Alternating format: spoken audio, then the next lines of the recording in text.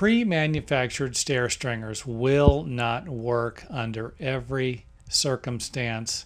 They will not solve your problem all the time. I know they look great and it sounds great. Hey, if I can purchase these, I don't have to think or even figure out how to build the stairway or cut the stair stringer, but that's not the case. You are going to need to figure out how to cut the stair stringers every once in a while. And don't forget to visit our website if you need more information on that. The biggest problem with pre-manufactured stair stringers is the rise, and the total rise might not match up. For example, the total rise would be the distance from the floor, the bottom floor to the upper floor. And let's just say that we have a, for example, here we have a 28-inch total rise, which would give us what I'm going to use what we're using here. We have 4 risers and 3 steps. The 4 risers would each be 7 inches. We have a 28-inch total rise. We're probably going to be able to use that stringer if that's the case. Now, if you have a 7.5-inch tall riser, individual riser, and a 28-inch overall total rise, then this won't work. That a 7.5-inch a 3-step 4 riser stringer would work on a 30-inch total rise, but it's not going to work on anything else, and that's where these stair stringers seem to have a lot of problems. Now, just in case you were wondering why the bottom riser is a little smaller, you can see it's just a little bit lower. The stair stringer is a little lower than the original riser, and that is, I just wanted to bring it to your awareness that you will need to compensate for the tread thickness. If you use a 3/4 inch thick stair tread, you will need to subtract 3/4 of an inch from the bottom of the stringer. Just wanted to throw that out there.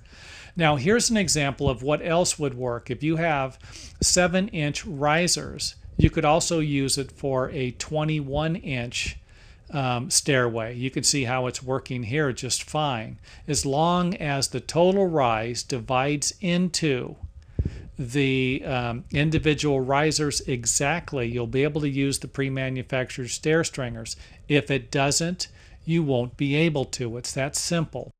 Now, here's an example of something that won't work, and this is the most common situation you're going to run into because you're rarely going to have the exact height. Let's just say, for example, here we have a 24-inch total rise with 7-inch individual risers. Then we're going to end up with a 3-inch step at the top. And this is the main reason why these pre-manufactured stringers aren't going to solve everyone's problem or work all the time. Now, that's when it's a little less. What happens when it's a little higher? What happens if you have something that's 32 inches, 30 inches, and your individual risers are 7 inches?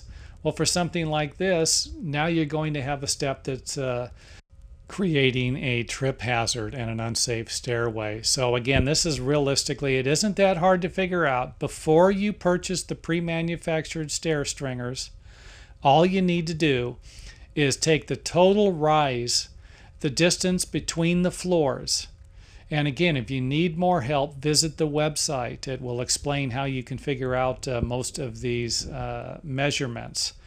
And it'll actually help you build your own stair stringers just in case the pre-manufactured ones don't work.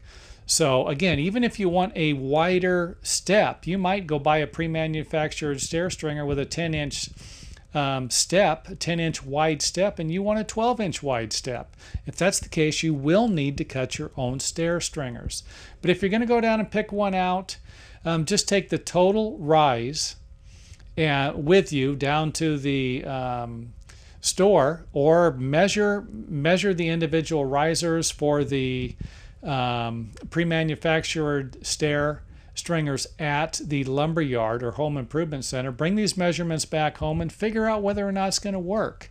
And most situations, it's just not going to work because they're going to be off an inch, a half inch, 5 inches, something like that, and that's not going to create a safe stairway.